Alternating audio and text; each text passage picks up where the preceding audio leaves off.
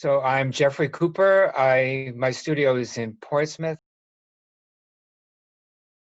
Three Graces is purely sculptural piece that I did, having been inspired by a piece, Three Graces, that I saw, a Picasso painting that I saw at the Picasso Museum in Malaga, Spain. And when I looked at it, I was immediately taken with the piece. Came from 1923, before his Cubist period. And I've always been a fan of Picasso, and he's always been fascinated by this juxtaposition of the profile with the face view of the faces, merging them, two figures, male and female, into one figure. Well, this is clearly three female figures. Three Graces is a very classical Renaissance form that if you were to go on Google and look it up, you would see lots and lots of different paintings of Three Graces. So when I saw this Picasso piece, I was particularly taken by one of the figures is in profile, one is in a three-quarter view, and one is the face view. One is they all have a cloth that they're kind of holding or wrapping themselves, one in a rather demure fashion. One is fully dressed and kind of looking straight at the viewer. The other one is much more bold, holding the cloth, kind of opening herself up. And so I'm seeing it the way Picasso saw it, as the three figures in a way merge into one, as different aspects of a